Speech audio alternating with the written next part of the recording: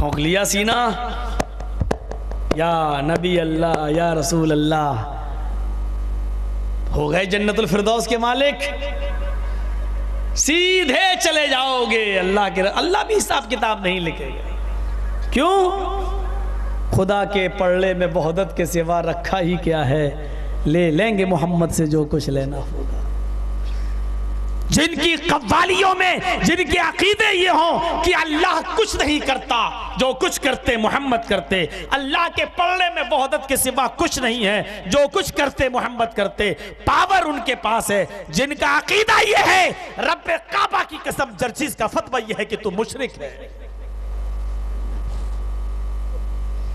तख्ताए-दार पे लटका, सूली दे, फांसी दे, AK-47 चला मुझ पे, अपनी गर्दन कटाना गवारा है, लेकिन मोहम्मद को खुदा कहना गवारा नहीं है। इतना अकीदा रखूंगा मैं, अगर अल्लाह के बाद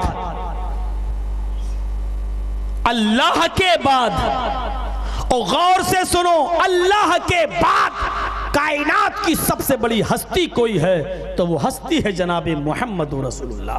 लेकिन अल्लाह के बाद तुम ये कहो कि अल्लाह को हम मोहम्मद की जगह पे ला के रख दें और मोहम्मद को हम अल्लाह की कुर्सी पर बिठा दें सल्लल्लाहु अलैहि वसल्लम, तो ये न हमारे असलाफ ने सिखाया है, न हमारे बुजुर्गों की ये तालीम रही है, न हमारे नबी ने ये बताया है। तुम जो चाहो करो। वो खड़ी और पड़ी मूर्ति ने कितनी आग लगाई, मेरी तकरीर में सुना है ना आपने।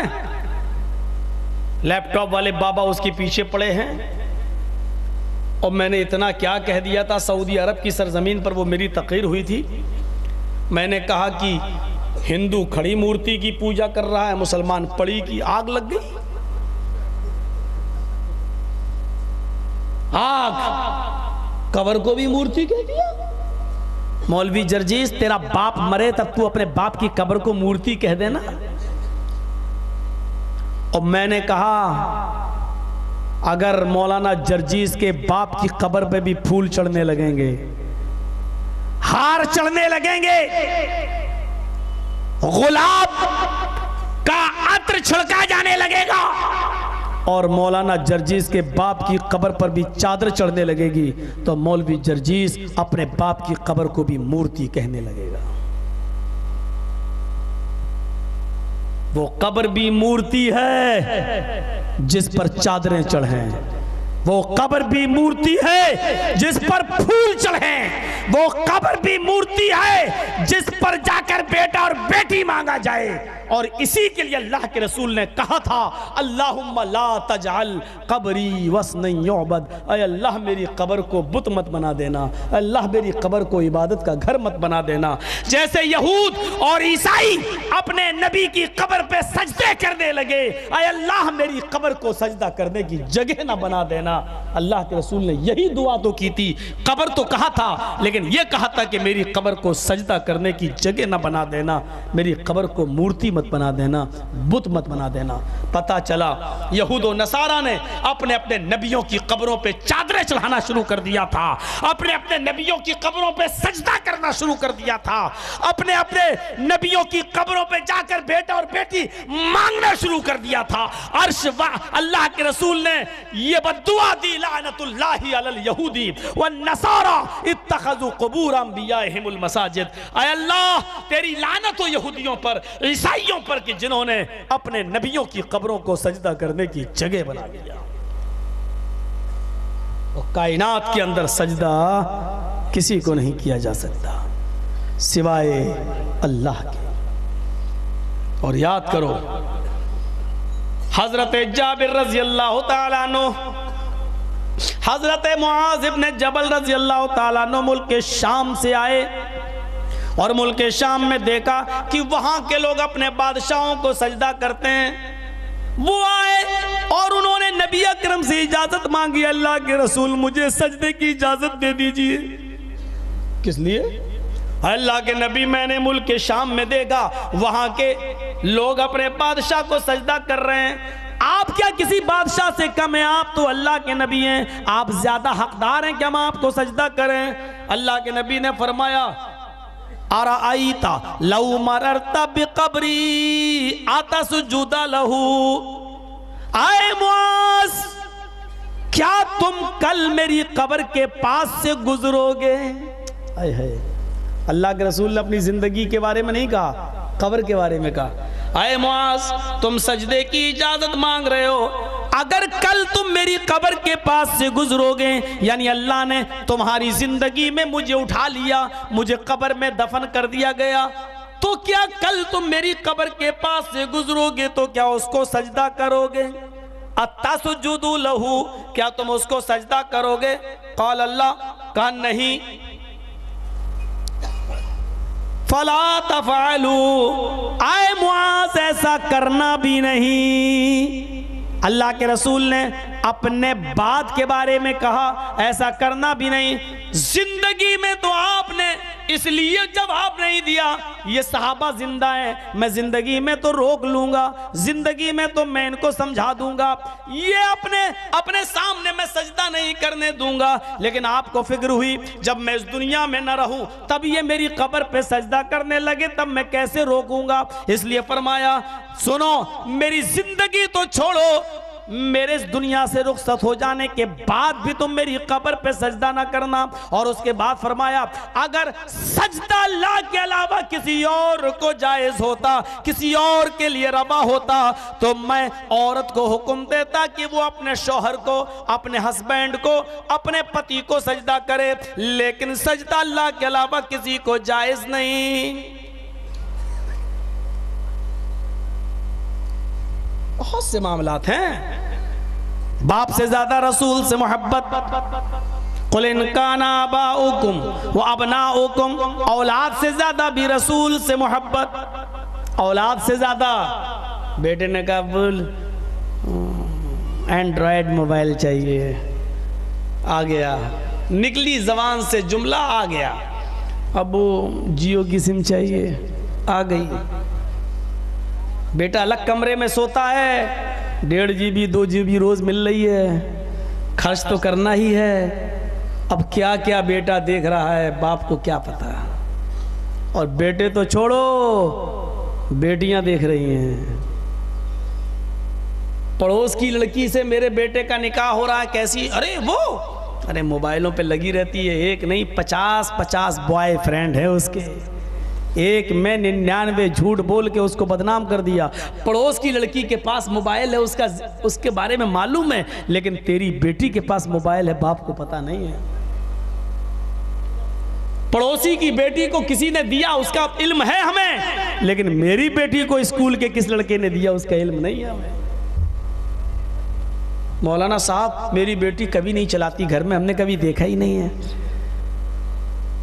कभी लिहाफ अचानक खींच के देख, सर्दी के दिनों में ब्लैंकेट और कंबल ओढ़कर लेटी हुई है और मुंह छिपाकर अंदर चला रही है व्हाट्सएप। तू समझ रहा है कि सोई हुई है मेरी बेटी, भरोसा कर रहे हो तो अचानक लिहाफ खींच के देखो तो पता चलेगा एंड्रॉयड मोबाइल। हमने तो दिया नहीं, तुम्हें देने की जरूरत क्या है? आजकल देने वाले कम हैं क्या? हमने कभी बैंक बैलेंस नहीं भरवाया, तुम्हें क्या जरूरत है बैलेंस भरवाने की? सारे खर्चे तो वहां से मिल रहे हैं। पड़ोसी की बहन और बेटी की कारस्तानियां मालूम है हमें अपनी औलाद की, अपनी बेटियों की नहीं मालूम है। पता लगाओ।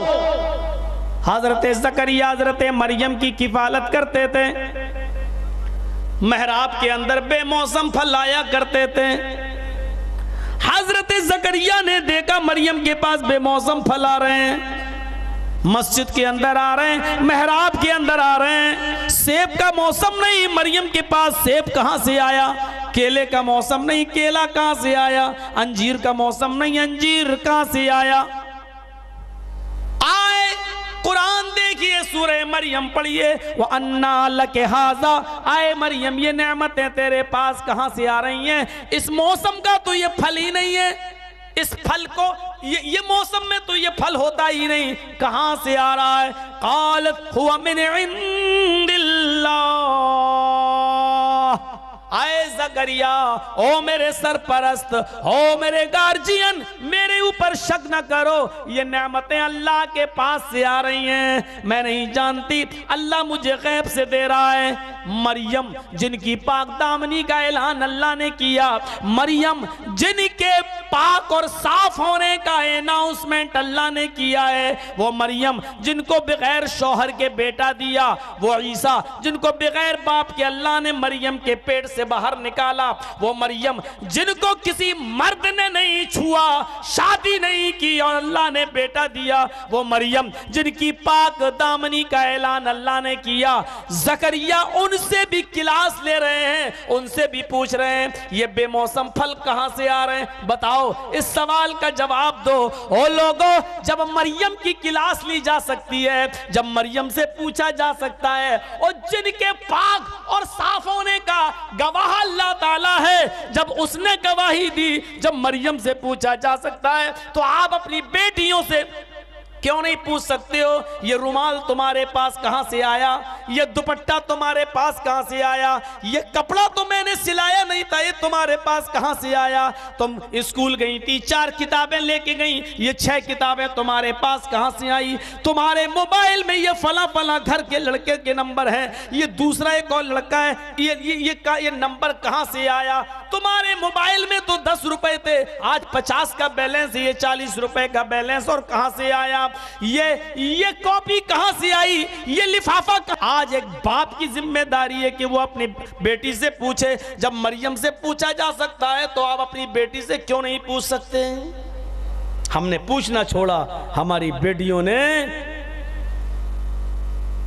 बॉयफ्रेंड वेटिंग में है, ये लड़का छोड़ेगा तो मेरा नंबर लगेगा।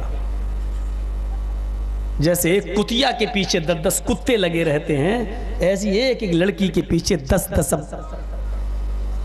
क्या बोलूं भड़ुए लगे हुए हैं। इससे ज्यादा हमें और कोई जुमला सही मिल नहीं रहा था। लगे हुए हैं, ये छोड़े तो मेरा नंबर, ये छोड़े तो मेरा नंबर, वेटिंग लिस्ट चल रही है, ये सूरत हाल है। अल्लाह के नबी सफर मेराज पे गए, पढ़िए मजमाउज़ ज़वाइद, अल्लाह के नबी पढ़िए कंजुल उम्माल। अल्लाह के नबी जब सफर मेराज पर गए तो आपने कुछ औरतों को देखा कि वो जहन्नम के अंदर बालों के साथ लटका दी गई हैं, और एक दरख्त से लटकी हुई हैं, पेड़ से लटकी हुई हैं, उनको घुमाया जा रहा जैसे फिरंगी घूमती है, सर के बाल पकड़कर उनको लटका दिया गया है, और उनके सीनों में, उनके पिस्तानों पर खंजर चुभो दिए गए, नीचे से लेके ऊपर, नीचे से लेके ऊपर। पूछा जिब्रील से, अल्लाह के नबी ने, मन हाउलाई जिब्रील, आए जिब्रील ये कौन औरतें हैं? जिब्रील कहते हैं अल्लाह के नबी ये वो औरतें हैं जो अपने सरों के बाल गैर मर्दों से छिपाती नहीं थी, ये वो औरतें जो सरों को खोल के चला करती थी। बंगाल के लोगों, तुम्हारी औरतों के बाल बड़े मशहूर हैं पूरी हिंदुस्तान में।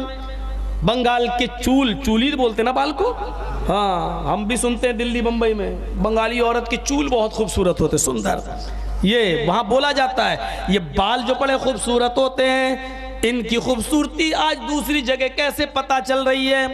ये जितनी तो माहौल तो हर जगह का है, लेकिन बंगाल में हम अक्सर ये देखते हैं जलसों में भी औरतें आ रही हैं तो सरों पे दुपट्टे नहीं हैं, स्कूलों में जा रही हैं तो सरों पे ओढ़नियां नहीं हैं, बाल खुले स्कूलों में भी जो है खोलकर बाल खोल के जा रही हैं, जबकि औरत का एक बाल भी किसी गैर मर्द के सामने नहीं आना चाहिए। फरमाया ये वो औरतें हैं जो सर के बाल खोल के चला करती थी, गैर मर्दों को दिखाया करती थी, और इतने टाइट कपड़े पहनती थी कि कपड़ा पहनने के बावजूद इनका सीने का हिस्से का उभार नजर आता था, उभरा हुआ हिस्सा नजर आता था। इतने टाइट कपड़े पहनती थी कि इनके सीने का हिस्से का उभार नजर आता था। दुनिया में ये दिखाने की बड़ी शौकीन थी ना अपने हुस्न और जवानी को, इसलिए सीनों में खंजर चुभो दिए गए हैं। मेरी बहनें अगर आई हैं तो सुने, मेरी माएँ आई हैं तो सुने और एहतियात बरतें और इस्लाम के अंदर पूरे के पूरे दाखिल हो जाएं। ज़रूरी नहीं है कि मैं सिर्फ दूसरों को बोलता हूँ, अपनों को भी इस्लाह करनी चाहिए। जन्नत हमें भी ठेके में नहीं मिली है, जन्नत बनाना पड़ती है। अला इन्ना सिलातल्लाहि गालिया, इन्ना सिलातल्लाहि गालिया, अला इन्ना सिलातल्लाहि अल जन्ना। लोगों, अल्लाह का सामान बड़ा महंगा है और वो महंगी चीज़, महंगा सामान जन्नत है। इतनी आसानी से थोड़ी मिल जाएगा। चले गए, अल्लाहु अकबर, सलाम अलैकुम रहमतुल्लाह, बस चले जाओ, जाओ, जन्नत हो गई, जाओ, मिल गई जन्नत। देखना पड़ेगा बारात कितने लोग जाते थे, लड़की वालों क्या कितने लोग खाते थे, जहेज कितना मांगते थे और भिख मंगनी गाड़ी पे बैठकर कहां कहां घूमे थे। हम भी तो अपने आप को देखें। औलाद से ज्यादा रसूल से मोहब्बत, ये औलाद के ऊपर निकल गया, औलाद के ऊपर। हजरत अबू बकर सिद्दीक मैदान बदर में लड़ रहे हैं और उनका बेटा भी मैदान बदर में है, लेकिन बेटा काफिरों की तरफ से है, अबू बकर नबी की तरफ से है।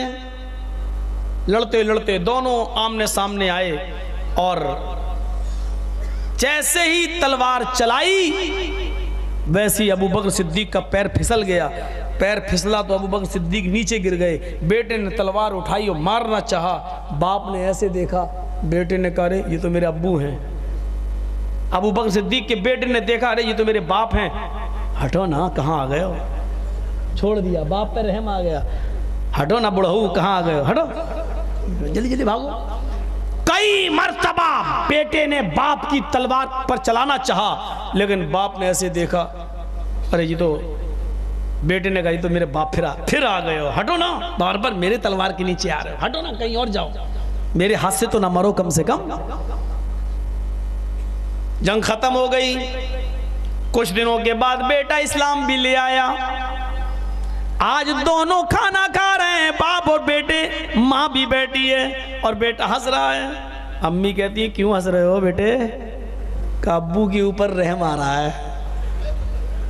अब्बू के ऊपर रहम क्यों? का अम्मी देखो आज हमारे साथ खाना खा रहे हैं, तुम बेवा होते होते बच गई हैं। हट, कैसी बातें कर रहा तू? कहाँ, बदर में हमारे साथ लड़ रहे थे, बुढ़ापा आ गया फिर भी लड़ रहे थे। कितनी मर्तबा मेरी तलवार के नीचे आए और मैंने जो तलवार मारी, इनकी चालाकी देखो, ये ऐसे देखते थे मुझे, और जब ये मुझे देखते थे तो मुझे रहम आ जाता था। अम्मी, मैं देखता था ये तो मेरे बाप हैं, छोड़ देता था, हटो। आज खुश नसीब हो जो खाना खा रहे हो मेरी अम्मी के साथ। और अम्मी से कहा, तुम तो बेवा होते होते बची। तो खूब हाथ से चूमने लगी अपने बेटे को। बाप हंस रहा है, अबू बकर सिद्दीक हंस रहे हैं। माँ कहती, हंस रहे हो तुम, बेटे के ऊपर शुक्रिया अदा करो, बेटे ने तुम्हें छोड़ दिया बाप समझकर। जंग में कौन छोड़ता है? बाप का जवाब सुनो। अबू बकर ने कहा अपनी बीवी से, इस लड़के से पूछो कि मैदान बदर में और भी तो कई दुश्मन थे मेरे, लेकिन मैं बार बार इसी के तलवार के नीचे क्यों आ रहा था? कहा, क्यों आ रहे थे? कहा, मेरी नजर सिर्फ तेरे ऊपर थी और मैं तुझे कत्ल करना चाहता था। कहा है, लेकिन किस्मत देखो, अल्लाह ताला को शायद मंजूर न था कि मेरे हाथ से तू मरे। जैसे ही मैं तलवार उठाता था, कुछ ना कुछ जमीन में आ जाता था, मेरा पैर फिसल जाता था, मैं गिर जाता था। सर उठा के देखता था तो मेरी आंखें तेरी आंखों से टकरा जाती थी और तू मुझे छोड़ देता था। अच्छा, तो आप मुझे मारने आते थे क्या? काबू, इसका मतलब अगर धोखे से मैं आपकी तलवार के नीचे आ जाता तो, मान लो इतनी बार आपका पैर फिसला, आप गिरे, अगर धोखे से मैं गिर जाता तो और आप तलवार आपके हाथ में होती। अबू बकर का जवाब यह था, मेरे बेटे, मैं मैदाने जंग में तुझे अपना बेटा मान ही नहीं रहा था, मैं तो मोहम्मद रसूलुल्लाह का दुश्मन समझ कर तेरे करीब जा रहा था। तेरी तलवार के नीचे मैं आया, तूने देखा मुझे छोड़ दिया। कसम है उस जात की जिसके कब्जे में मेरी जान है, अगर तू मेरी तलवार के नीचे आ जाता तो मैं अपनी तलवार तेरी गर्दन पे चला देता और नहीं छोड़ता। अम्मी उनकी कहती, अरे बंद करो ये बातें, तुम मार देते बेटे को। कहा मैंने मैदान जंग में ये माना ही कहा ये मेरा बेटा है, मैं तो इस्लाम का दुश्मन और मोहम्मद रसूलुल्लाह का दुश्मन समझकर इस पर हमला कर रहा था। ये थी औलाद से भी ज्यादा रसूल से मोहब्बत। हम अपने बेटों से मोबाइल नहीं ले सकते हैं, लड़कियों से मोबाइल नहीं छीन सकते हैं,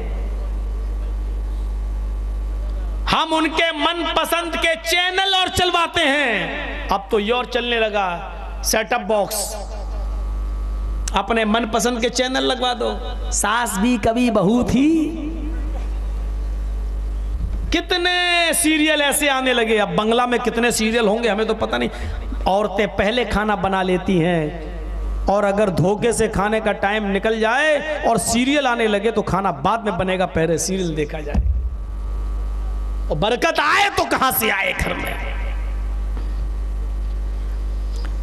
कुल इन काना आबाउकुम व अबनाउकुम व इख्वानुकुम व अज़वाजुकुम, बाप से ज्यादा, औलाद से ज्यादा, भाइयों से ज्यादा, व अज़वाजुकुम, और अपनी बीवियों से ज्यादा रसूल से मोहब्बत। बीवी, अबू दाऊद पढ़ो, किताबुल जिहाद का चैप्टर देखो।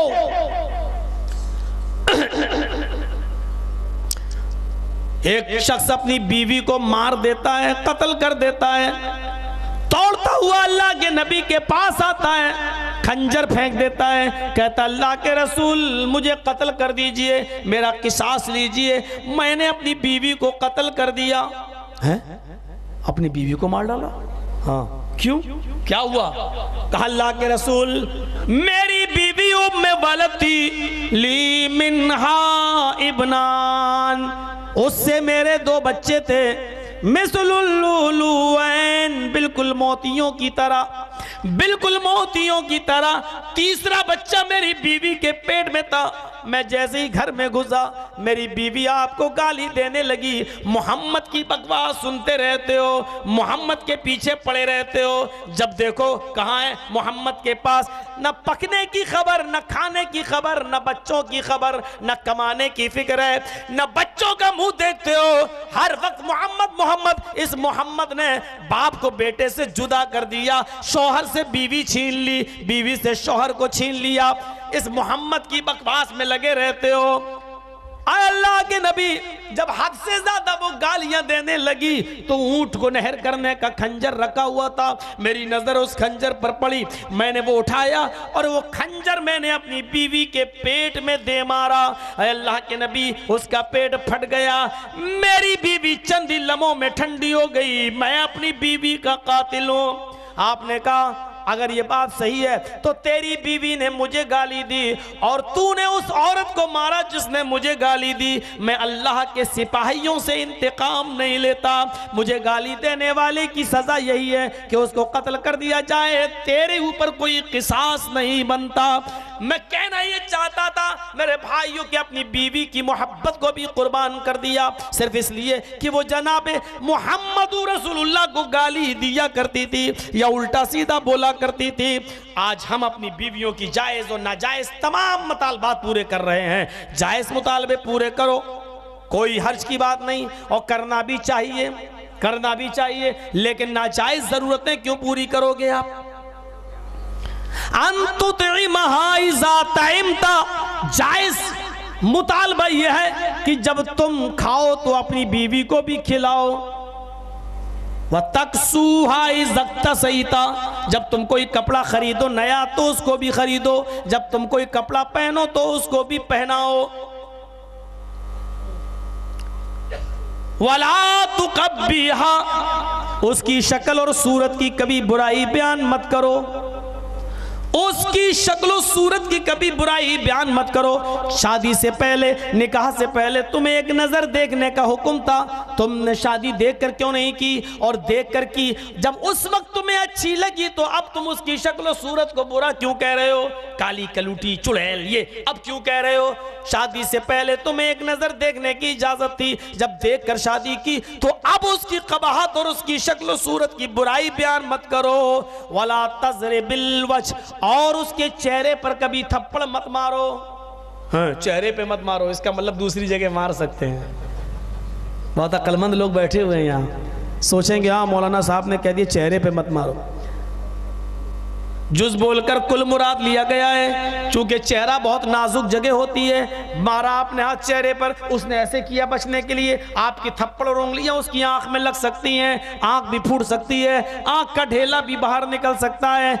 इसलिए हसास जगह का लफ्ज इस्तेमाल किया, कहीं ना मारो, खास तौर पर चेहरे पर तो बिल्कुल नहीं। वला तज़रिबिल वज्ह वला तहजुर इल्ला फिल बैत, उसको कितनी ही तुम्हें परेशानियां क्यों ना हो, अगर छोड़ना ही पड़े तो घर के ही कोने में छोड़ो, घर से बेदखल ना करो, उसको घर से धक्के मार के मत भगाओ, उसको घर से निकाल कर ससुराल मत पहुंचा दो, उसके मायके में मत छोड़ाओ, उसको घर ही के अंदर किसी कोने में छोड़ दो, अपना बिस्तर अलग कर लो, चंद दिन उसके साथ सोना छोड़ दो, उसके बिस्तर पे जाना छोड़ दो, उसके पास जाना छोड़ दो। छोड़ना ही पड़े, परेशान करती हो, तुम्हारी गैर मौजूदगी में वो किसी पराये मर्द को तुम्हारे घर बुलाती हो, समझाओ नहीं मानती है, उसका बिस्तर अलग कर दो, नहीं मानती है, हल्की सी मार मारो फिर भी नहीं मानती है, तो अब तलाक की नौबत है। लेकिन उससे पहले भी कुछ और कंडीशन है।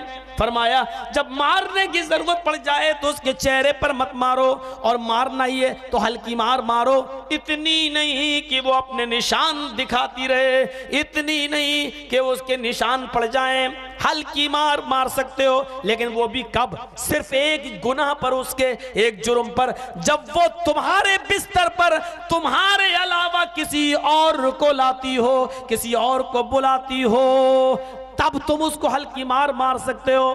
खाने में नमक कम हो गया, उठा ताड़ ताड़ ताड़ ताड़, खाने में मिर्च ज्यादा हो गई, लगे ताड़ ताड़ ताड़, गंधी दिखता नहीं है, खाना बनाना नहीं आता, तेरी अम्मा ने तुझे इतना भी नहीं सिखाया। ये सब गलतियां नहीं हैं, ये सब गलतियां नहीं हैं। हजरत आयशा जब अल्लाह के नबी की बीवी बनकर आई तो हजरत आयशा आटा गूंथती थी, गूंथते हुए कोई बर्तन उठाने चली गई तो भूल जाती थी, और आटा गूंधा हुआ आटा बकरी खा जाया करती थी। अल्लाह के नबी आते, आयशा रोटी, आटा आटा ही नहीं है तो रोटी कहां से बनेगी, बकरी खा गई। आप मुस्कुरा देते थे, इतनी बड़ी गलती फिर भी आप नहीं, यहां तो नमक कम हो गया तो मार दिया, मिर्च कम हो गई तो मार दिया।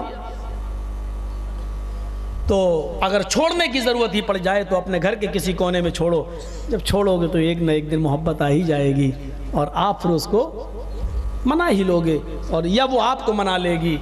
तो ये है, ये तो मेरे भाइयों ये उसूल और ज़ाब्ते बताए, तो अपनी बीवियों से भी ज्यादा रसूल से मोहब्बत करो, उनके जायज मुतालबे पूरे करो, नाजायज मुतालबे नहीं। वाशीरतुकुम, पूरा खानदान एक तरफ, पूरा खानदान एक तरफ, रसूल की मोहब्बत एक तरफ, खानदान से ज्यादा रसूल से मोहब्बत, कुंबे और कबीले से ज्यादा रसूल से मोहब्बत। उस दिनारिया को याद करो, मैदान बदर की, मैदान ओहद के अंदर है, उसका बाप भी है, उसका भाई भी है, उसका बेटा भी है, उसका शौहर भी है, और वो एक खुले मैदान में अपना सर सजदे में रखे हुए है और दुआ कर रही है, इलाहल आलमीन, इस जंग में मोहम्मद को जिता दे, इस जंग में मोहम्मदु रसूलुल्लाह को कामयाब बना दे, इस जंग में मोहम्मदु रसूलुल्लाह को काफिरों पर फौकियत व फतह नसीब फरमा दे। अभी सजदे में थी, एक नौजवान आया, घोड़ा रोका, उसने कहा माँ मैदान जंग में तेरा बाप शहीद हो गया। पीछे पलट के देखती है, कहती है फातिमा का बाप कैसा है बता। अल्हम्दुलिल्लाह ठीक है, तू जा मैदान जंग में जा। फिर सजदे में सर रखी हुई है। थोड़ी देर में एक और में घोड़सवार आया, माँ सजदे से सर उठाती, क्या हुआ? का मैदान जंग में तेरा बेटा भी शहीद कर दिया गया, बाप भी शहीद, बेटा भी शहीद। कहा ये बताओ आमीना के बेटे का क्या हाल है? अल्हम्दुलिल्लाह वो ठीक है। फिर तुम क्यों आए हो? जाओ तुम भी लड़ो, मोहम्मद रसूलुल्लाह की मदद करो। तीसरा नौजवान आता है, मां सजदे से सर उठा, कहने लगी क्या हुआ? क्या जंग खत्म हो गई? नबी जीत गए? कहा नहीं, अभी तो जंग चल रही है। फिर तुम क्यों आए हो? कहा मां जंग के अंदर तेरा भाई भी शहीद कर दिया गया। कोई बात नहीं, मोहम्मद रसूलुल्लाह के बारे में बताओ। ठीक है, तुम जाओ मैदान जंग में, आय अल्लाह मेरा बाप, मेरा बेटा, मेरा भाई, तीन तीन कुर्बानियां मैदान जंग में मैंने दे दी। अब एक चीज रह गई, मेरा शौहर, मेरा हस्बैंड। आय अल्लाह मोहम्मद का पल्ला झुकने न पाए, आय अल्लाह मोहम्मद रसूलुल्लाह को कामयाबी अता फरमा दे। एक और नौजवान आया, मां सर सजदे से उठा लिया, क्या हुआ? क्या नबी जीत गए? कहा भी नहीं। फिर क्यों तुम आए हो? मां तुझे खबर देने आया हूं। कहा क्या खबर है? सर नीचे कर लिया नौजवान ने। बुढ़ी आगे बढ़ती है, कहती है बेटे मोहम्मद के मानने वाले सर झुका कर नहीं, सर उठा कर बात करते हैं, सर उठा कर बात करते हैं। बता क्या है? उसने कहा मां सर उठाने की हिम्मत तेरे सामने नहीं है, बता तो सही क्या हुआ? तुझे अल्लाह का वास्ता। कहने लगा नौजवान, मां जंग के अंदर तेरा आखिरी सहारा भी उठ गया, तेरे सर का साया भी उठ गया, जिंदगी की गाड़ी के पहिए का दूसरा पहिया भी तेरा उठ गया, तेरा रफीक हयात, तेरा शरीक हयात, तेरा शौहर भी मैदान जंग में कत्ल कर दिया गया, वो भी शहीद हो गया। आंखों में आंसू आ गए, नजरें आसमान पे डाली और आंसुओं को आंखों में पी गई। फिर सर नीचे करती है, कहती है नौजवान मेरा बाप भी, मेरा भाई भी, मेरा बेटा भी और मेरा शौहर जब सब चले गए और तू कहता मोहम्मद को कुछ नहीं हुआ, मुझे जरा मेरे आका की तस्वीर दिखा दे, मुझे मेरे आका की शक्ल दिखा दे, मुझे जरा मेरे नबी का चेहरा दिखला दे, ताकि दिल को करार आ जाए, ताकि दिल को सुकून आ जाए। उसने कहा मेरे घोड़े पर बैठ जा। उसने घोड़े पे बिठाया, ओहद के मैदान में ले गया, खेमा पड़ा हुआ था, उसने पर्दा हटाया, उस पर्दे के अंदर मोहम्मद रसूलुल्लाह सल्लल्लाहु अलैहि वसल्लम मौजूद थे। उसने पर्दा हटाया, कहा माँ इधर आ, देख ये नबी हैं, देख इनको कुछ नहीं हुआ। उस औरत ने जिसका बाप, जिसका बेटा, जिसका भाई, जिसका शौहर मैदान ओहद में कत्ल कर दिए गए, इस औरत ने जब नबी का चेहरा देखा तो हंसने लगी, मुस्कुराने लगी, बाप और बेटे, भाई और शौहर का गम भूल गई। और नबी अकरम ने जब उसकी तरफ देखा तो चीख उठी, कुल्लु मुसीबतिन बादका जलल। अल्लाह के नबी अब आपको देख लिया तो सारी मुसीबतें दूर हो गई, बाप का गम भूल गई, बेटे का गम भूल गई, भाई का गम भूल गई, शौहर का गम भूल गई। अब इन चारों डेड बॉडीज के पास आई, इन चारों अपने रिश्तों के पास आई, बाप और बेटे और भाई और शौहर की लाशों को एक साथ जमा किया, नजरें आसमान पे डाली। ऐ अल्लाह कल इन चारों को जब तू जन्नत में दाखिल फरमाए तो मुझे भी इनके साथ जन्नत दे देना। अगर इन्होंने कुछ खोया है, अगर अपनी जान का नजराना दिया है, तो मैंने भी बहुत कुछ खोया है। मैंने अपना बेटा खोया है, मैंने अपना शौहर खोया है, मैंने अपना भाई खोया है, मैंने अपना बाप खोया है। आय अल्लाह इन्होंने जानों का नजराना दिया, मैंने हौसले का नजराना दिया, मैंने इन तमाम चीजों की कुर्बानी इस्लाम के लिए कबूल की फरमाई है, हमने कुर्बानी दी है। आय अल्लाह ये जन्नत में जाए और मैं न जाऊं, ये इंसाफ नहीं होगा तेरा। अल्लाह कल ये जन्नत में जाए तो मुझे भी जन्नत में दाखिल कर देना। मेरे प्यारे साथियों, ये पूरे कुंबे और कबीला और खानदान से ज्यादा रसूल से मोहब्बत थी और नबी का चेहरा देख रही है तो कह रही है कुल्लु मुसीबतिन बादका जलल। आका आपका चेहरा देखा तो सारी मुसीबतें भूल गई। ये थी मोहब्बत। क्या कुर्बानी दी हमने, क्या कुर्बानी दी। डीजे बजेंगे, डेग बजेंगे, गाने बजेंगे, कव्वालियां होंगी। ये जश्न है, ये जश्न है। हाय हाय। और दलील पूछो कि ये जश्न मनाते हो, दलील है कोई? हाँ है। क्या है? इंदिरा गांधी का बनता है, ये दलील है। ऊंट रे ऊंट तेरी कौन सी कल सीधी, दलील दो। कहते हैं महात्मा गांधी का बनता है, राजीव गांधी का बनता है। जब इन लोगों के बन सकते हैं तो क्या मेरे नबी इनसे छोटे थे? अकली घोड़े मत दौड़ाओ, दलील दो। हमसे कहने लगे तो दलील क्या होती है मौलाना जर्जी साहब ही बताओ। हमने कहा दलील ये होती है कि अल्लाह के नबी सल्लल्लाहु अलैहि वसल्लम 63 साल इस दुनिया में रहे, 40 साल के बाद नबी बने, 23 साल तक नबी जिंदगी में रहे।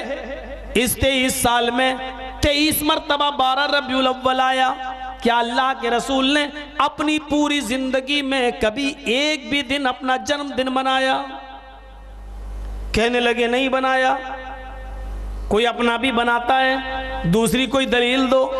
मैंने कहा दूसरी दलील इसको कहते हैं नबी अकरम के इस दुनिया से रुखसत हो जाने के बाद अबू बकर सिद्दीक का जमाना आया। मुझे बताओ, अबू बकर सिद्दीक तो नबी के ससुर थे। अल्लाह के नबी सल्लल्लाहु अलैहि वसल्लम को अपनी बेटी आयशा दी थी। हजरत मोहम्मद रसूलुल्लाह इस दुनिया से रुखसत हो गए। अबू बकर 2 साल खलीफा रहे। मुझे बताओ 2 साल में 2 मरतबा 12 तारीख आई। क्या अबू बकर सिद्दीक ने कभी नबी अकरम का जन्मदिन मनाया? कभी मस्जिद नबी सजाई, कभी खाने काबा को सजाया, कभी मक्के या मदीने की किसी मस्जिद में चिरागा हुआ, हरी झंडियां लगाई गई? तुम दलील दे दो। कहने लगे कोई और बात करो। मैंने कहा उमर फारूक का जमाना आया, 10 साल वो खलीफा रहे।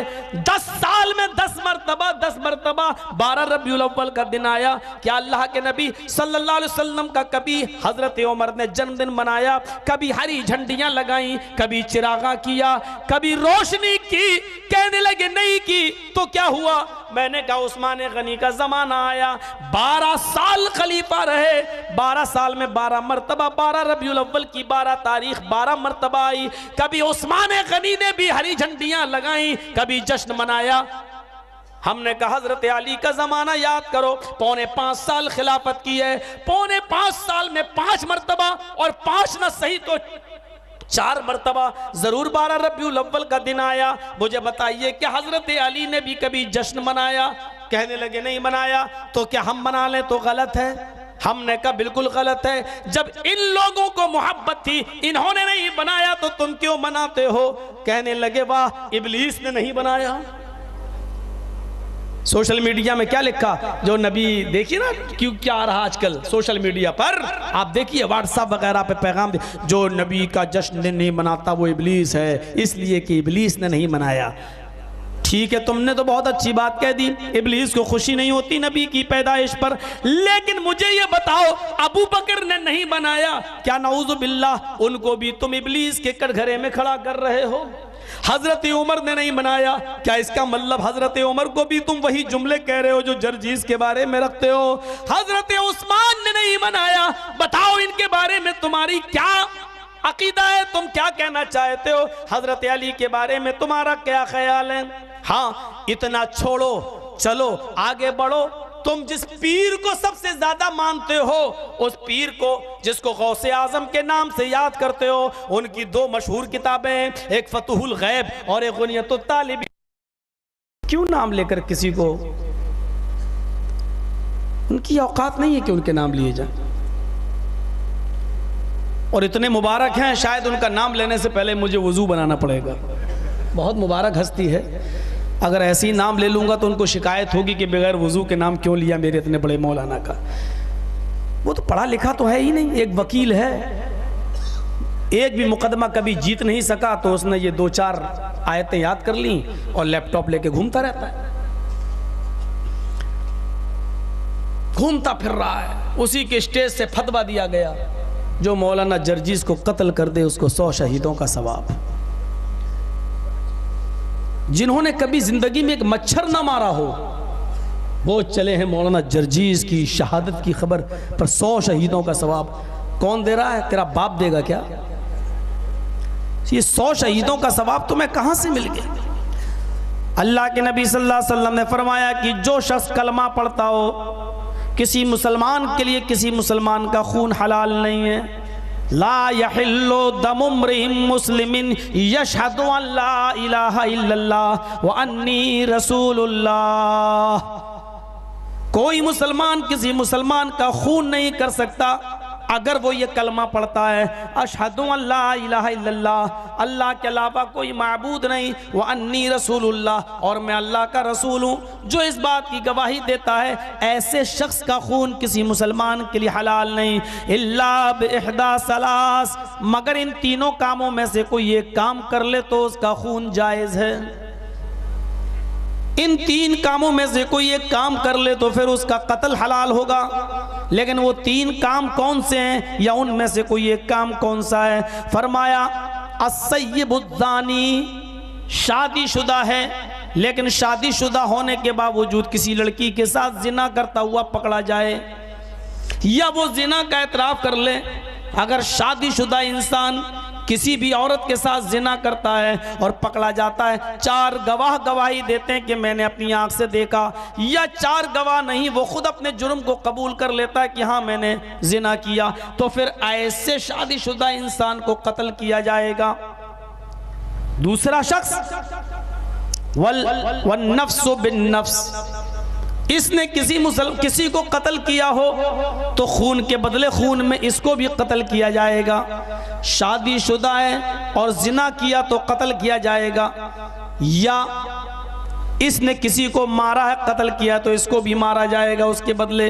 वत्तारिकु लिदीनिही, और तीसरा शख्स वो है जो दीन इस्लाम लाने के बाद उससे फिर जाए, अपने मजहब को छोड़ दे और काफिर हो जाए, मुर्तद हो जाए, इस्लाम को छोड़कर फिर किसी दूसरे मजहब में चला जाए, तो इस्लाम छोड़ने के बाद उसको कत्ल किया जाएगा। या तो इस्लाम लाते ही नहीं, और अगर लाए हो तो इस पर अमल करना चाहिए, लेकिन इस्लाम लाने के बाद फिर इस्लाम को छोड़कर अगर तुम दूसरे मजहब के अंदर चले गए, दूसरे धर्म को तुमने कबूल कर लिया, तो फिर पकड़कर तुम्हें भी कत्ल किया जाएगा। इन 3 कामों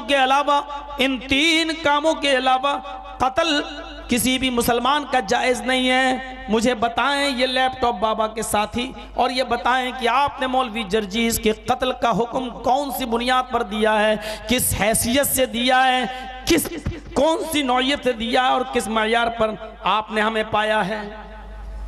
सोचो, मोहब्बत का मयार ये नहीं है। दावा भी कर लेने से कोई फ़ायदा नहीं है। दावा कर लेने से अगर कोई मोहब्बत का हामिल होता तो मुनाफिकों से ज़्यादा दावा कौन करता था? सूरह मुनाफिकून पढ़िए कुरान में, सबसे ज़्यादा रसूल को मानने का दावा ये करते थे। इज़ा जाअकल मुनाफिकूना क़ालू नशहदु इन्नका लरसूलुल्लाह। आए मोहम्मद सल्लल्लाहु अलैहि वसल्लम, आए मेरे प्यारे हबीब, ये मुनाफिक जब आपके पास आते हैं, ये मुनाफिक जब आपके पास आते हैं क्या कहते हैं? इन्नका लरसूलुल्लाह, ये कहते हैं हम गवाही देते हैं कि आप अल्लाह के रसूल हैं। क़ालू नशहदु, हम गवाही देते हैं, इन्नका लरसूलुल्लाह, इन्ना ताकीद के लिए, और इन्ना की खबर पर लाम भी दाखिल है मजीद ताकीद के लिए। इन्नका लरसूलुल्लाह, हम आपको अल्लाह का रसूल हर हाल में मानते हैं। अब आप अंदाजा लगाइए, इन्नका लरसूलुल्लाह, मुनाफिक क्या कहते थे? आप तो अल्लाह के रसूल हैं, दावा करते थे, मोहब्बत का दावा करते थे, हम तो आपको अल्लाह का रसूल मानते हैं। लेकिन अल्लाह ने क्या कहा? आए मोहम्मद सल्लल्लाहु अलैहि वसल्लम, आप इनकी बातों में मत आ जाना। ये मुनाफिक आपके पास आकर झूठ बोलते हैं, आप इनकी बातों में और बहकावे में मत आ जाना। इन्नल मुनाफिकीन लकाज़िबून, अल्लाह भी गवाही देता है कि मुनाफिक झूठे हैं। वो दावा करते थे कि आप अल्लाह के रसूल हैं, लेकिन अल्लाह ने क्या कहा? ये झूठे हैं। आज मुसलमान दावा कर रहे हैं ये नाम निहाद कि अल्लाह के रसूल को हमसे ज़्यादा कोई नहीं मानता, लेकिन मैं आपको काबे के रब की कसम खा के कहता हूं ये मुसलमान अपने दावे में झूठे हैं। जानते हो मोहब्बत रसूल का मायार क्या है? कुरान करीम की इन आयतों को पढ़िए जो मैंने पढ़ा है, इस आयत पर जरा रोशनी डालता हूं। कुल इन काना बाउकुम व अबनाउकुम व इख्वानुकुम व अज़वाजुकुम व अशीरतुकुम व अमवालुन इक़्तरफ़्तुमूहा व तिजारतुन तख़शौन कसादहा व मसाकिनु तरज़ौनहा अहब्ब इलैकुम मिनल्लाहि व रसूलिहि व जिहादिन फ़ी सबीलिहि। गौर कीजिए, अहब्ब इलैकुम मिनल्लाहि व रसूलिहि व जिहादिन फी सबीलिहि फतरब्बसू हत्ता याति अल्लाहु बिअम्री। ये है मोहब्बत। आए नबी आप कह दो, आए नबी अनाउंसमेंट कर दो, आए नबी इन लोगों को बता दो, इन कान आबाउकुम, अगर तुम्हें तुम्हारे आबाओ अजदाद बाप दादा, वो अबनाउकुम, बहुत ही सहल और बहुत आसान उर्दू जुमले हम इस्तेमाल कर रहे हैं ताकि आप लोग समझ सकें। बंगला बेल्ट है, पता नहीं समझते होंगे या नहीं समझते होंगे। कुल इन कान आबाउकुम, ऐ नबी फरमा दो कि अगर तुम्हें तुम्हारे आबाओ अजदाद, वो अबनाउकुम, और तुम्हें तुम्हारी औलादें, व इख्वानुकुम, और तुम्हें तुम्हारे भाई, वाज़वाजुकुम, और तुम्हें तुम्हारी बीवियां, वाशीरतुकुम, और तुम्हें तुम्हारा खानदान, कुम बकबीला, व अमवालुन इक़्तरफ़्तुमूहा, और तुम्हें तुम्हारा वो माल जो तुमने कमाया है, मेहनत करके हासिल किया है, व तिजारतुन तख़शौन कसादहा, और वो बिजनेस, वो तिजारत, वो बिजनेस जिसके नुकसान का तुम्हें डर लगा रहता है, व मसाकिनु तरज़ौनहा, और तुम्हारी वो बिल्डिंगें, तुम्हारे वो मकानात, जिन बिल्डिंगों में और जिन मकानात में तुम रहते हो और खुश होते हो, मज़ा आता है, एंजॉय लेते हो। अहब्ब इलैकुम मिनल्लाहि व रसूलिही, अगर ये चीज़ें तुम्हें अल्लाह और उसके रसूल से ज़्यादा प्यारी हैं, अगर तुम्हें तुम्हारे आबाओ अजदाद, बेटे, भाई, बीवियाँ, ख़ानदान और माल दौलत, तिजारत और मकान, ये ज्यादा तुम्हें प्यारे हैं, इनसे ज्यादा तुम्हें मोहब्बत है, अल्लाह और रसूल की मोहब्बत इनसे कम है, और इनकी मोहब्बत तुम्हें अल्लाह और उसके रसूल से ज्यादा है और जिहाद से ज्यादा है, फतरब्बसू हत्ता याति अल्लाहु बिअम्रिही, तो इंतजार करो अल्लाह की तरफ से आने वाले किसी अजाब का, इंतजार करो अल्लाह की तरफ से आ जाने वाली किसी मुसीबत का। सहाबाए किराम नबी अकरम से कितनी मोहब्बत किया करते थे, हम नजरें डालें। कल की पुराण हिंदू धर्म का बहुत बड़ा एक पुराण कहलाता है। अध्याय 2 के मंत्र नंबर 61 में सहाबाए किराम की मोहब्बत लिखी हुई है। चतुर्भिरात्रमेदेव कृष्यामि कलिच्छियम भवंतो बांधवा देवा स्वाशेना उतृष्य था। आप डरो नहीं, आज तक किसी हिंदू ने हमारे ऊपर मुकदमा दर्ज नहीं किया। हिंदुओं ने जब भी मेरी तकरीरें सुनी हमें मुबारकबाद दी, मोबाइलों पर हमें मुबारकबाद दी। आज तक किसी हिंदू ने मेरे ऊपर मुकदमा नहीं किया। जितने भी मुकदमे मेरे ऊपर हुए हैं हमारे अपने भाइयों की तरफ से हुए। इस घर को आग लग गई घर के चिराग से। इतने नेताओं के खिलाफ मैं बोला हूं, लेकिन आज तक किसी नेता ने मेरे खिलाफ मुकदमा दायर नहीं किया, एक मुकदमा छोड़कर। लेकिन वो भी कंप्रोमाइज करना पड़ा था बाल ठाकुरे को जब वो जिंदा था। आखिर में कंप्रोमाइज हुआ था उससे भी। आज के बाद तुम मेरे खिलाफ नहीं बोलोगे, हम तुम्हारे खिलाफ नहीं बोलेंगे। सिर्फ एक मुकदमा, उसके बाद कोई मुकदमा आज तक नहीं। इनको तकलीफ होती है, हमारे भाइयों को तकलीफ होती है, जबकि हम तकलीफ देने के लिए बात नहीं कहते। एक इंजेक्शन लगाते हैं बस, ये मानकर कि अब होम्योपैथिक दवा से ये इलाज नहीं हो पाएगा, मर्ज बढ़ गया है। अब इसको इंजेक्शन के जरिए फौरी आराम देना है, इसलिए इंजेक्शन देना पड़ेगा। लेकिन हमको क्या मालूम वो इंजेक्शन ही भी आपको रिएक्शन कर जाता है। चतुर्विभ्रात्र में दो अंतिम ऋषि के, कल्कि के, मोहम्मद के 4 साथी होंगे जो उनसे बड़ी मोहब्बत करेंगे, बड़ा प्रेम करेंगे। मिदेयो कृष्यामी कलिछयम, और अंतिम ऋषि पर अपनी जान निछावर करेंगे। खुद मर जाना गवारा कर लेंगे, लेकिन अपने ऋषि, अपने मुनि, अपने अवतार के ऊपर आंच नहीं आने देंगे। 4 सहयोगियों की तरफ इशारा है जिनके द्वारा अंतिम ऋषि इस्लाम का, अपने धर्म का, सनातन धर्म का प्रचार करेगा। यह इशारा है उन 4 खलीफाओं की तरफ जिनके जमाने में इस्लाम सबसे ज्यादा तरक्की किया। और इन लोगों को नबी से कितनी मोहब्बत थी, तारीख गवाह है, सीरत की किताबें बताती हैं। हजरत अबू बकर सिद्दीक गारे सौर में है, मोहम्मद रसूलुल्लाह को नींद आई हुई है। अल्लाह के नबी लेट गए। अल्लाह के नबी सल्लल्लाहु अलैहि वसल्लम ने अपना सर अबू बकर सिद्दीक के पैर के ऊपर, उनकी रान के ऊपर रख लिया। इधर से एक बिच्छू निकलता है, अबू बकर सिद्दीक को डंक मार रहा है, लेकिन वो अपने पैर को जुम्बिश नहीं देते हैं, अपने पैर को हिला नहीं रहे हैं। अगर पैर को हिलाऊंगा तो हरकत होगी, पैर को हिलाऊंगा तो जुम्बिश होगी, और अगर पैर में जुम्बिश हो गई तो मेरे आका की आंख खुल जाएगी, मेरे नबी की नींद में डिस्टर्ब हो जाएगा।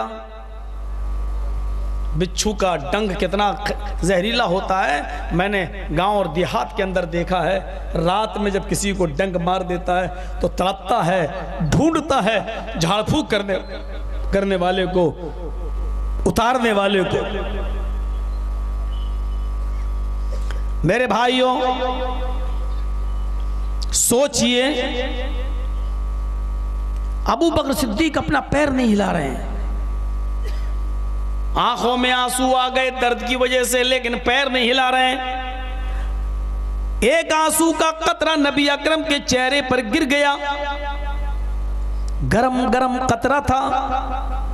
अल्लाह के नबी की आंख खुल जाती है, और जैसे ही आंख खुलती है, नबी अकरम की जैसे ही आंख खुलती है, क्या देखते हैं? अबू बकर रो रहे हैं। आपने पूछा, अबू बकर, मोहम्मद रसूलुल्लाह आराम से बिस्तर पर सोए, तुम्हारी गोद में सर रख कर सोए, और मेरा यारे गार, मेरा दोस्त, उसकी आंखों में आंसू। नहीं नहीं, मुझे बताओ तो सही क्या हुआ है। जवाब देते हैं, अल्लाह के नबी, मेरे पैर में किसी बिच्छू ने, किसी जहरीले जानवर ने डंक मार दिया है।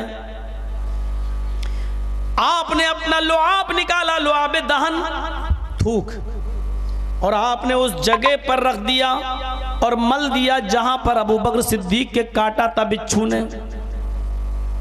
अबू बकर फरमाते हैं, नबी अकरम का लुआब लगना था, मेरा दर्द खिंचता चला गया, बंद हो गया। मुझे ऐसा महसूस होने लगा कि मेरे पैर में कुछ हुआ ही नहीं, मैं बिल्कुल ठीक हो गया। करामत थी। निकाला तो लगा दिया। ये आज के पीर बने फिरते हैं, जिस पे दम कर दें वो और बुखार में आ जाए,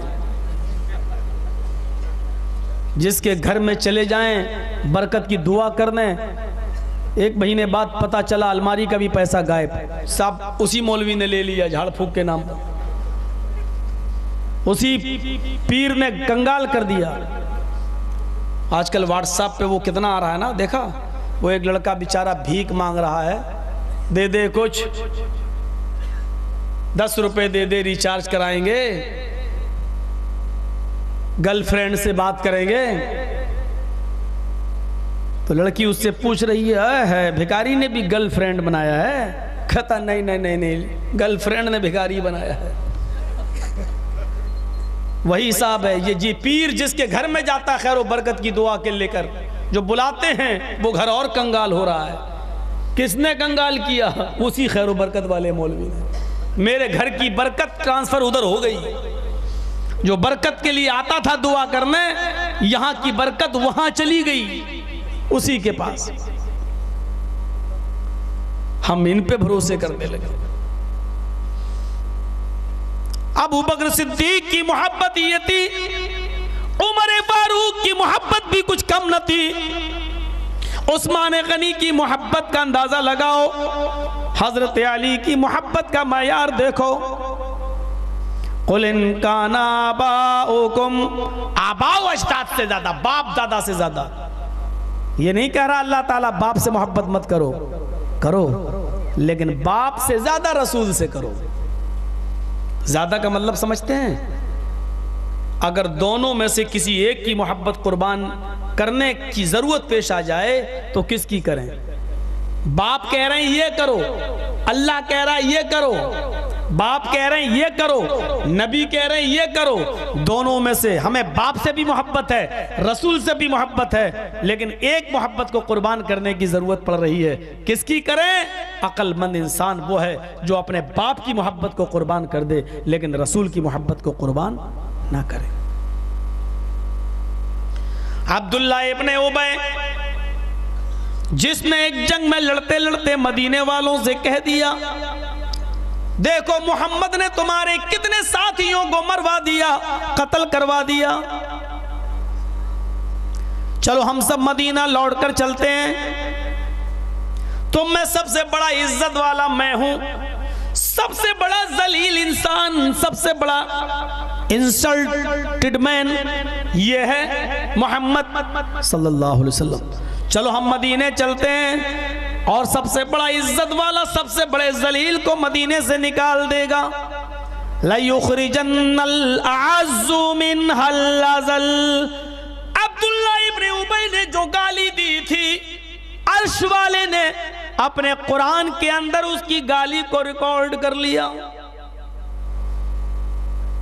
पकड़ो, मोहम्मद को मदीने से निकाल दो, चलो।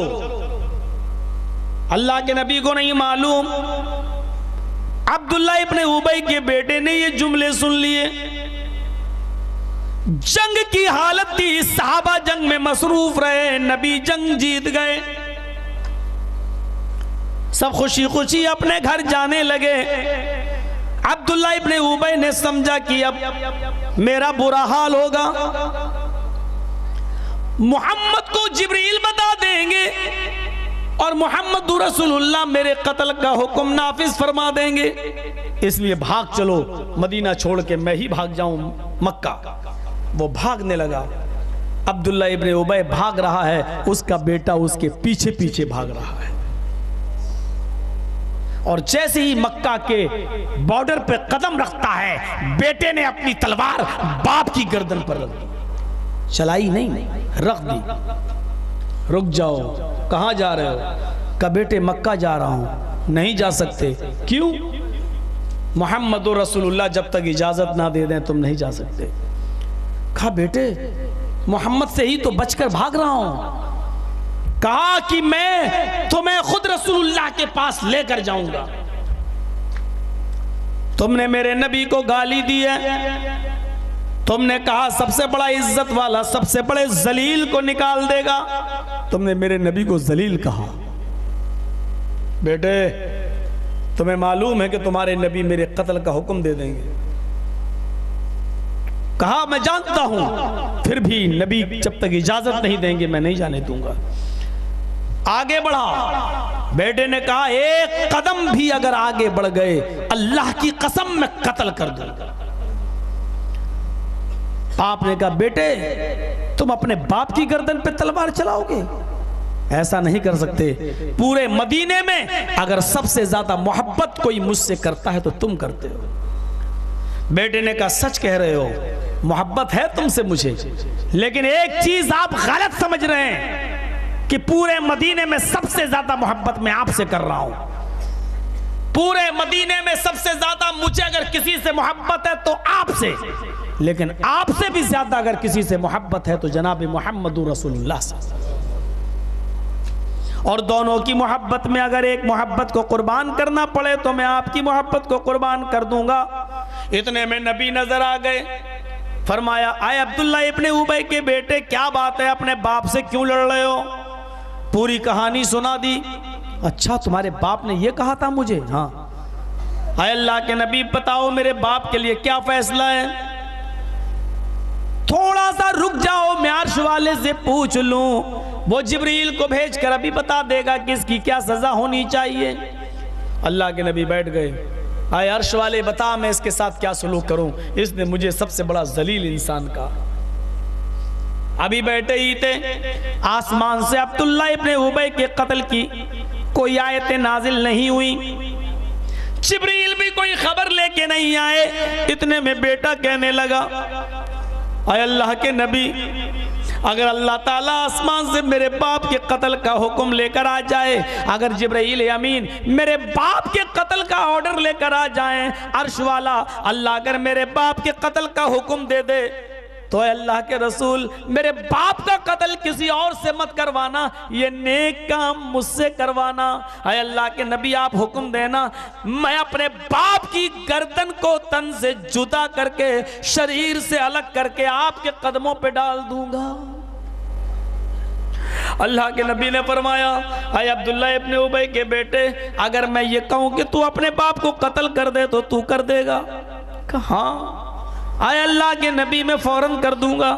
आपका हुक्म निकलेगा, आपकी आंख का पलक छपकेगा, खुलने भी नहीं पाएगा कि मैं बाप की गर्दन काट कर आपके कदमों पे डाल दूंगा। आप चीखने लगे, आए अब्दुल्ला इब्ने उबई के बेटे, मेरी मोहब्बत तेरे दिल में इतनी ज्यादा है कि मेरी मोहब्बत के आगे तू अपने बाप की मोहब्बत को कुर्बान कर देगा? कहा, हाँ। आए अल्लाह के नबी, कहकर तो देखिए। आपने फरमाया, जा, मैंने तेरे बाप के लिए रास्ता साफ कर दिया, जाने दे इसको मक्के, मैंने माफ किया है। आए अब्दुल्ला इब्ने उबई के बेटे, तेरे बाप की मोहब्बत भी तुझे है और मेरी भी, लेकिन मेरी मोहब्बत तुझे तेरे बाप से ज्यादा है। अब तेरे बाप की सजा यह है कि वो मक्के में जाकर यही सोचता रहे कि मेरा बेटा मेरा होकर भी मेरा ना हुआ, वो जनाब मोहम्मद रसूलुल्लाह का है। वो ये सोचता रहेगा कि मेरे बाप के कत्ल का हुक्म भी, मेरे कत्ल का हुक्म भी अगर मेरे बेटे को मिलता तो वो मुझे कत्ल कर देता। यही सजा है उसकी कि वो जिंदगी भर अब यही सोचता रहे। तो मेरे पास साथ चलो, इसको जाने दो। छोड़ दिया, अपने बाप की गर्दन पर तलवार रख दी। कुल इन काना आबाओकुम, बाप से ज्यादा रसूल से मोहब्बत।